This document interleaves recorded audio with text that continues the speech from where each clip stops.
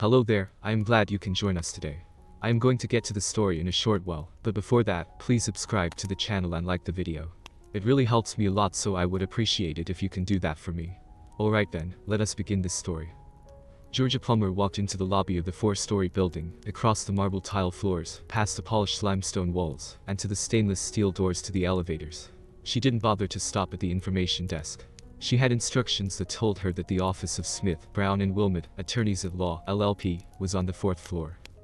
The security guard at the information desk, hearing the click-click-click of her heels as she walked across the lobby, smiled at her, although as she passed she didn't reciprocate.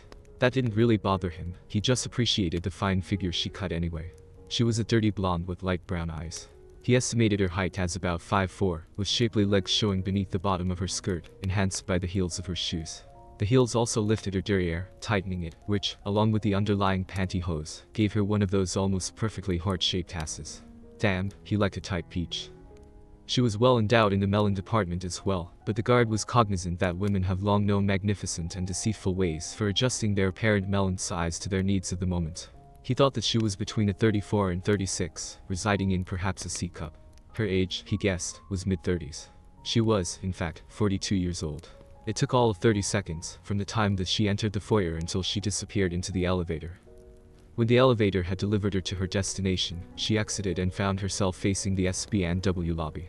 SB&W rented the entire floor, so there was no way to be lost. Georgia could only go one place, straight forward.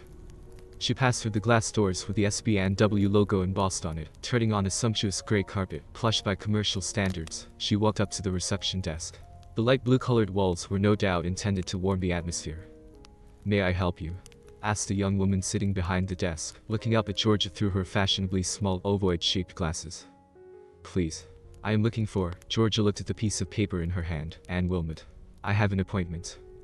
The receptionist flashed her professional smile at Georgia, who might, after all, be an important client, and then picked up her phone, dialing a few numbers and quietly speaking into the mouthpiece. "Ms. Wilmot will be here in just a minute. May I get you some coffee, or tea? Or perhaps, you might prefer some water. We have bottles." The receptionist giggled. "They even have our name and logo on them," as she pointed to a half-empty bottle on her desk.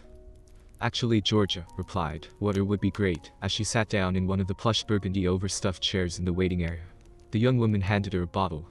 "We're informal here, but if you want a glass?" she questioned. Georgia just shook her head, twisted off the top and took a sip. The question came from the side. It was a warm voice, soft and smooth, pitched a little on the low side for a woman. "Mrs. Plummer?" Georgia turned her head, searching for the source of this seductive feminine voice, to see a woman walking towards her from the side hall into the waiting area. "I'm Anne Wilmot, Mrs. Plummer," she said, as she came up, her right hand extended out. Georgia stood, automatically took her hand, and found it to be a warm and firm, but completely dry grip, as they shook hands in that understated way that women introduced for the first time do. In that single moment, Georgia took in Anne Wilmot in a single glance. People's opinion was split when they first met Anne Wilmot. Was her most striking feature the long and wavy Titian red hair, or the green eyes against her pale, but perfect complexion? Encountering her the first time tended to result in a slightly extended pause, while they took in a first impression. That was followed by the realization that even without her high heels on, Anne Wilmot would have been at least 5'7", and that underneath the professional grey woolen skirt and jacket set, was a lean, well-contoured body. Her melons weren't as large as Georgia's, but they weren't small either, and she still looked like the swimmer that she had been through her university years, the upper body strength transparent through her coat. An aquiline nose, with high cheekbones, over a surprisingly full and sensual mouth, with lips that needed no enhancement. The second impression of Anne Wilmot was of a passionate woman. Georgia hated Anne Wilmot on sight, and her lips, thin and at that moment rather bloodless, tightened. "I want to," immediately came from Georgia's mouth. "Please," Anne smiled as she interrupted Georgia's immediate outburst, "come into my office and we can talk there." Georgia followed in Anne's footsteps, her demands placed on hold. Georgia found herself sitting in a red leather upholstered chair, across the desk from Anne Wilmot. The lawyer had asked if she could allow her a minute while she spoke with her secretary, giving instructions not to be disturbed, as well as a few other directions. Anne left the room. Georgia heard her with half an ear, while looking at the degrees and pictures hanging on the wall. If Georgia's math was correct, hardly ever a certain thing, Anne Wilmot would be about 36 years old, based on the undergraduate degree in his frame. Her law degree was dated several years after her undergraduate diploma, but Georgia really had no idea what the combination of Columbia and Michigan law implied. Georgia had attended the state university for a couple of years, but found it unedifying, when not plainly confusing. The best she could say for it was, she met her husband there. Georgia speculated about the photographs. One of an older couple, probably parents, given the man's red hair, and the woman's facial resemblance to Anne Wilmot. Graduation photos. Photos in front of the building with several older men in suits, presumably other lawyers in the firm. Finally, there were a number of pictures of a young boy, about 10 or 12 years old. A recent school photo, a portrait of the boy with Anne Wilmot, and a photo of the boy playing soccer, taken at the moment his foot connected with the ball. The most interesting to Georgia was the lack of any pictures of Anne Wilmot with a man who looked like a lover or husband. Anne re-entered the room. "Pardon me, but now we should be able to talk without a constant stream of interruptions." Anne smiled as she sat down across the desk from Georgia. "By the way, thank you for coming in. I know it was on short notice." "I don't understand what is going on," Georgia stated, quite firmly, even petulantly. "I don't understand why I am here talking to you, and I want to know where my husband is." "Where is Don?" "Do you know where Don is?" "That is what your email implied." Her eyes glared across the desk. Anne didn't seem to notice Georgia's attitude, and instead shuffled around some papers on her desk, as if she were looking for one paper in particular. Then she found it, looked at it and seemed somehow satisfied. "I know in general terms, Mrs. Plummer, but no, I don't know specifically where he is at the moment. I do know how to contact him," Anne concluded, looking the entire time into Georgia's eyes. "Then contact him," came Georgia's peremptory command, as she suddenly sat more upright in her chair, in an attempt to display her displeasure. "It's not quite so simple," Anne explained. "I need to ask you a few questions first. Your husband suggested that I should try and clarify what has been occurring in your relationship, before he establishes contact." Anne's voice had remained calm and even soothing the entire time that she spoke, but somehow to Georgia, there was something not right. She didn't bother to respond. "Good.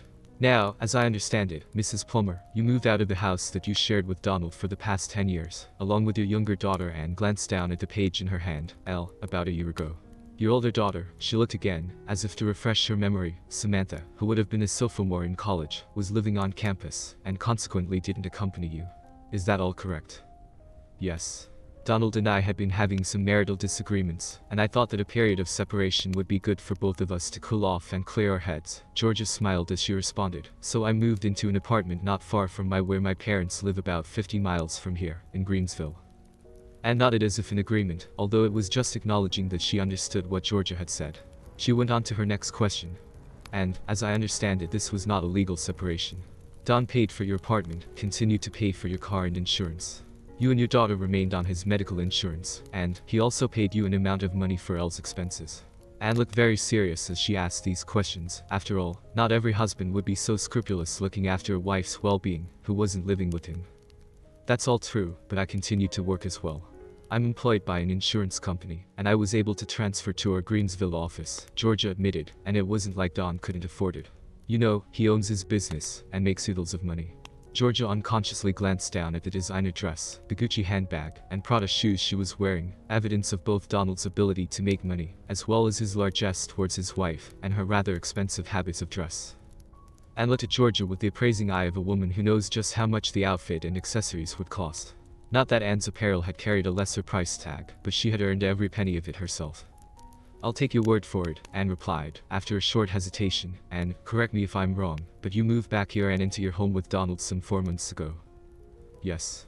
After some discussion, I decided that we'd been apart long enough, and we came to an agreement with respect to our marriage with which I felt comfortable." Georgia answered the question easily enough, but to someone with Anne's training, her body language was crying out that she was concealing something, as Georgia crossed her arms and retreated back as deeply as she could into her seat. Anne continued. "During the roughly 8 months, she caught Georgia's eyes to confirm the time period, that you were living in Greensville. Donald saw Elle." Her eyes sought the paper again, 3 times. At this, Georgia was visibly fidgeting in the chair, uncomfortable about where the discussion was leading. Not surprisingly, her voice took on a defensive tone when she answered. "It was very difficult to arrange things. Donald is always so busy, and my schedule and his often conflict. And Elle had become a very active girls' school, sports, and boys, of course." George's chin raised slightly, in that go ahead, give it your best shot pose, "so I suppose that he didn't see Elle as much as he would have liked. But that's hardly my fault." The tone in Georgia's voice was provocative, and she was visibly irritated. Anne let Georgia have a moment to collect herself, just allowing a brief quiet pause. "Let's move on, then," Anne said to Georgia's great relief. "You started calling around trying to find Donald 3 days ago." The question Anne asked seemed so innocuous that Georgia answered without really thinking. Yes. Donald had driven our daughters back to school. They're both attending the same university now, and the drive takes about a day each way. They had one of those rental trailers that Don was towing with his SUV. The girls will be living together in an apartment at school this year, so Don was going to help them move in and stay for a couple days to make sure that everything was working out for them, in case there were any problems that he could fix before he came back. Then, he was supposed to return. But he didn't. Return, that is. She took a deep breath after the explanation. Anne looked at Georgia with a somewhat skeptical look on her face. Wasn't he supposed to be back over a week ago? She queried. I guess, came Georgia's noncommittal reply. You didn't notice that he was at least 4 days overdue? This time Anne asked with complete incredulity, her eyebrows raised in disbelief. You didn't notice that his side of the bed was empty at nights? At this Anne actually chuckled, while shaking her head. Georgia pounced on that. We have separate rooms, and busy schedules. Not that it's any of your business. Georgia almost hissed at this irksome woman. This time she pressed on. I think it's time that you tell me where I can find my husband. Georgia spat out, her eyes growing narrow, leaning forward in an aggressive stance. But Anne didn't give any appearance of having heard her. She was holding a photograph that she had taken off the wall. A red-haired boy with incredible joy on his face, kicking a soccer ball. Parker, she said, as if that was an explanation. My son Parker. He's 12 now. I've been divorced from his father since he was 2 years old. Anne's words came from her mouth, but her eyes were staring into space, back in time. His father, Ted, was an alcoholic. A brilliant man in many ways, but a horrible man when he was drunk. She paused and took a breath. The couple of times that he hit me, I took it. I made excuses for it. It was really my fault, I would say. I tried to get him to change, tried to get him to stop. Suddenly her eyes were very focused on Georgia, almost making her shiver. But the night that drunken bastard accidentally broke my baby's arm, my 2-year-old baby's arm, was when I realized that you can't change someone, make them better, force them to behave the way they should. There comes that time when you have to bite the bullet and cut the ties. I filed for divorce the next day, and since that time, I've never seen him again. After we'd been divorced for about 6 months, I never heard from him again, either, she concluded. But Georgia asked, a little afraid of this woman after her outburst, what does that have to do with my husband? Your husband, Donald, is Parker's soccer coach, came the simple calm reply. I'll bet you don't even know that he was giving his time a couple of days a week coaching a team, did you? Georgia just shook her head without saying anything. In fact, you don't know very much about your husband, because for all intents and purposes, you left him and your marriage over a year ago, didn't you? Anne's voice was becoming harsher now, and it was she leaning forward over her desk, the aggression visible in her lovely green eyes. Georgia seemed to almost shrink and wilt in the face of this verbal assault, saying nothing, shaking her head. In fact, the story that you've told me today is a sanitized, self-serving version, a fairy tale, that you've concocted to portray yourself as a virtuous wife, when in fact you have been having an affair for over a year. Anne pressed her hard. You didn't move out because you and Donald had marital disagreements, did you? Does the name Brian Cushing mean anything to you? Anne demanded. He works for the same insurance company that I do, was Georgia's almost whispered reply. Isn't the truth that you moved to Greensville so that you could continue to see your lover, Brian Cushing, who had been promoted to a management position at the Greensville office? Anne continued to hammer at Georgia. No, Georgia stammered, without conviction, tears filling her eyes. Without a let-up, Anne continued, and while you were living in that apartment in Greensville, wasn't it convenient that you could send your daughter to your parents, sometimes for days at a time, so that you could entertain Brian Cushing in an apartment for which your husband was paying? Georgia was whimpering slightly, and shaking her head, but not answering. And all the while, Donald was calling you each week trying to set up times when he could come and see his daughter. But you would disappear with her shopping, going to a movie, anything to keep him from seeing her. Worse, telling her that her father didn't care about her, that he didn't want to be bothered with her. Anne's face filled with contempt as she spoke. But she didn't tell you about the cell phone that he gave her after the second time he saw her, did she? You never knew that she was actually able to speak with her father when she wanted, did you? Did you wonder why neither of your girls said goodbye to you when they left for college this year? Or did you even notice? It was a pounding indictment that Anne was laying on Georgia. Then, 4 months ago, you suddenly decide to return with Elle. Did you think no one would understand the connection between your lover being moved back here by your company, and your sudden urge to return from Greensville? Anne was almost laughing as she spoke. The best part, your demand to Donald that you would return, but only on the condition that you would have an open marriage, meaning you would continue to see your lover. Because you know Donald too well, and know that he wouldn't cheat on you, despite your behavior, as long as you were married. Georgia, though, was ready to fight back. You can't prove any of that. she exclaimed, but her protestations didn't matter to Anne. She just continued. I don't suppose that you have even noticed that you haven't had what we in the legal profession call conjugal relations with Donald for over a year, have you? Did you ever notice that Donald stopped asking for or expecting sex from you from the time that you started your affair with Brian Cushing? That it was within days of when you initiated your sordid little liaison that Donald moved out of your bed and into the guest room? That he put a lock on the door to keep you out? Or were you just too self-centered to notice? Georgia had tears streaming down her face when she started to argue back. It is true that I haven't been paying attention to Donald like I should, but that's about to change. He's going to have more sex than he has ever. She stopped in the middle of her sentence, as a sudden epiphany shattered her complacency. She stared hard at the woman across the table from her, younger, beautiful, no stunningly gorgeous woman sitting there, her face flushed with emotion and passion. She wasn't some neutral party, she was a player in the game, fighting to win Donald for herself. You're in love with Donald, aren't you? The question reflecting the horror in her eyes. You're having an affair with my husband. Suddenly Georgia started to assert a new confidence. You won't get away with this. Donald is my husband, and he's going to remain my husband. Her face visibly hardened, her eyes became slits, her lips two horizontal lines. At that instant, Anne slid a document, stapled together, across the table, the print facing Georgia, in order that she could read the large petition for the dissolution of marriage, written at the top of the front page. I don't think so. You have been served, came Anne's quiet reply. Don is biting the bullet, cutting the ties, just like I did 10 years ago. She sat back in her chair. There was a pause. I met Don shortly after you had moved out. He was coaching my son Parker's soccer team. He seemed like such a great guy, but there was also this deep sadness about him when he wasn't working with the boys. He just loves coaching those kids, Anne explained, looking into space again. One Saturday, after a game, the whole team went out for pizza afterwards, and eventually Don and I were the only adults left, and we started talking. I told him my horror story about my divorce, and he told me about you and your affair. He couldn't help it, he cried.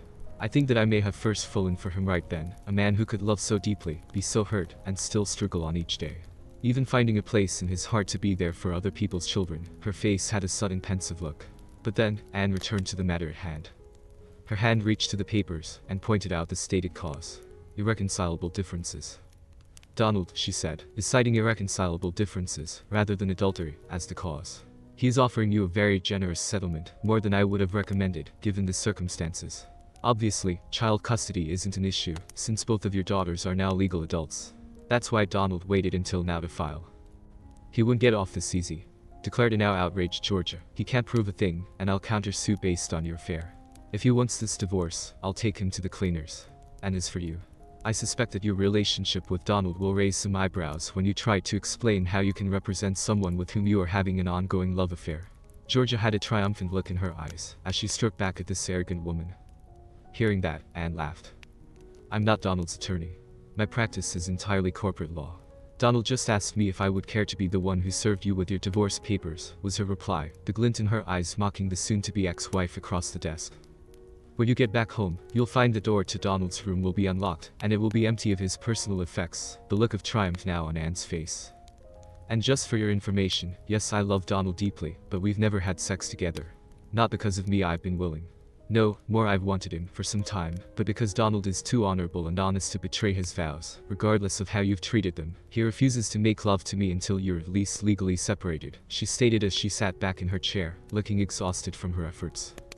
You just tell Donald, it isn't going to be that easy, was George's reply through clenched teeth. Anne once again displayed that beguiling and enigmatic smile, as she reached into a drawer and began gently tossing photographs across her desk for George's edification. There were pictures of Georgia and Brian Cushing locked together in various sexual positions and acts. Georgia was horrified and shocked they were from inside the apartment in Greensville. No court will allow these, she sneered. This is a massive invasion of privacy. I may have all of you arrested. She had moved forward in her chair again, her elbows on Anne's desk, looking like she would enjoy nothing more than reaching across and choking the life from her rival.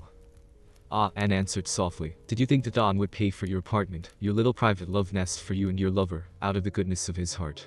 Have you always thought that he was stupid? Anne was truly curious about that, because to her mind, trained in legal logic, there wasn't really another answer. That was Don's apartment. He paid for it, remember? That was his name on the lease. He had a key. He had every right to have monitoring equipment installed. No, you're wrong, these pictures are entirely legal, and if you try to fight the divorce, they will be used in the proceedings. Anne wasn't even gloating anymore, as she explained the reality of the situation to Georgia. Georgia had sat back in the chair and was clearly focused inward, not seeing through her open eyes, when Anne spoke again. I do have a question for you. There are an awful lot of photos and hours of videos of you and Brian. Was it all as boring as it looked? Did you really give up Donald and your marriage for that? Anne just shook her head. She found it incomprehensible. Georgia was locked in her own thoughts, and didn't even hear Anne's last question. She was at a loss regarding what she should do now.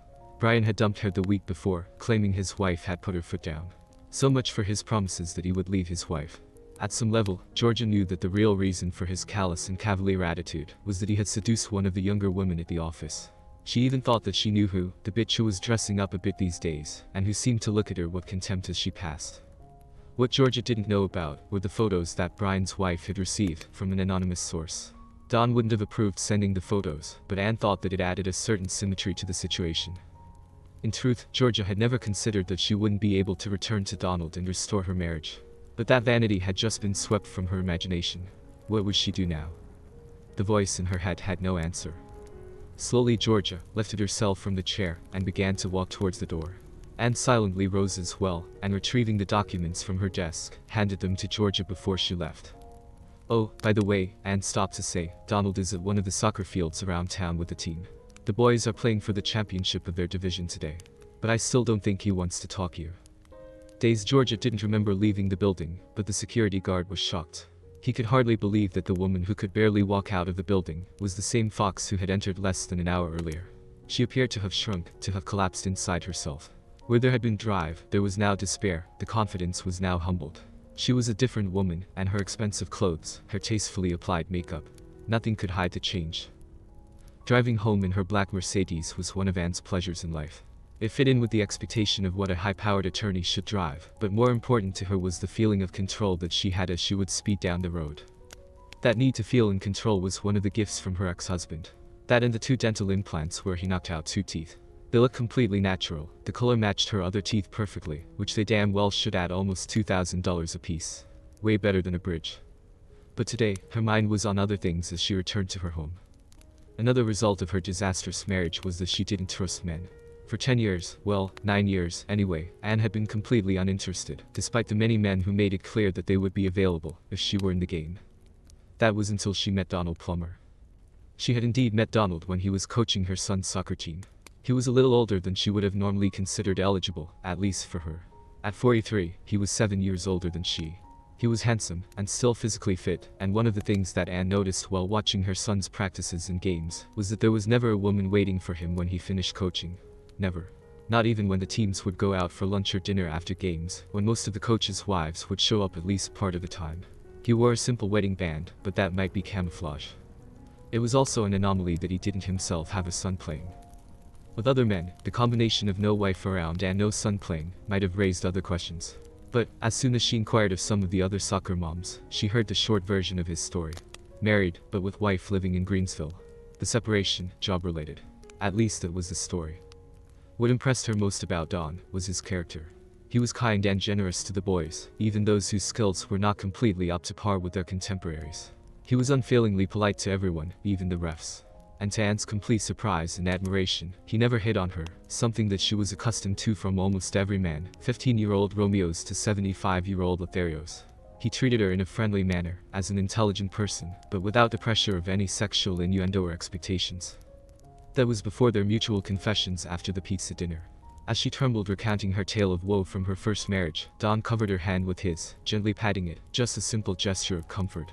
When Anne got Don to reveal his more recent wounds, he began to quietly weep, trying to resist, but unable to hold back. Anne moved to his side of the table, and put her arms around him and held him, until his grief had passed. It was her fault, if fault it was. That night as they returned to their cars, she pulled him to her, and they kissed. Nothing between them had been the same since. It still hadn't been easy for her to trust, even Don. With the resources at her disposal due to her law practice, she had a background check done on him, just to be sure that he was telling her the truth, and that he wasn't some sort of parasite wanting to be supported by a high-earning wife. To her great surprise, the report revealed that she didn't even come close to having his earnings or assets. He had a well-managed and profitable business, so money didn't seem to be his motivation. And other than his deteriorating marriage, there didn't appear to be any other skeletons in his closets. He was the real thing. She activated the garage door opener, the door rose and she pulled into her house. She gathered her purse and briefcase and entered into the kitchen. She dropped off her purse and keys on the end of the counter, in a corner where they would be convenient to retrieve in the morning as she left. She put her cell phone on the recharger at the same time. "I'm home," she called out. "Hey, honey, I'm in the living room," came Dawn's voice. "Give me just a minute," Anne called back, as she entered into the master bedroom, and took her jacket off and hung it up. She returned to the living room where she found Dawn behind the bar. He walked out, and they embraced in a passionate kiss. Just like the very first time in the parking lot, Anne melted in Dawn's arms. She felt warm, protected, loved all of the things that she wanted, but hadn't gotten from her ex-husband. When they finally loosened their embrace of each other, Dawn reached over to the bar and handed Anne the strawberry daiquiri that he'd been preparing for her when she entered. He grabbed his JD rocks as soon as his hand was free. He looked at her, his vision of loveliness, his Aphrodite. His face lit up and the worry lines relaxed. "You are now officially separated from your wife, and your divorce is in process," Anne told him, raising her glass and touching his in an ironic toast. "At last," she sighed. Dawn wasn't overjoyed at the news. He wasn't by nature a vindictive sort of man. Although he was reconciled to the notion that divorce from his wife was the best course, he still wondered how he had failed as a man in his marriage. He took a drink and asked, "How does she take it?" Anne thought before she answered. "As well as could be expected. I think that she somehow thought that she would just crook her finger at you, and you would come running. You would forget about the past year, forget about how she treated you."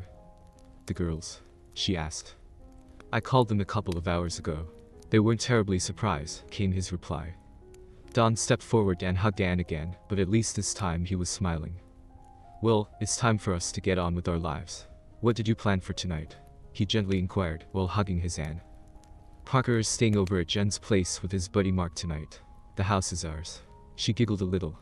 "We have dinner reservations at 7 p.m. at L'escoffier," she allowed, followed by, and at this point, Anne's hand ran across the front of Dawn's pants, stroking his rather evident erection. "A quiet evening at home, just the two of us, making up for lost time." Dawn groaned slightly. "Good Lord, Anne, be careful down there with your hand.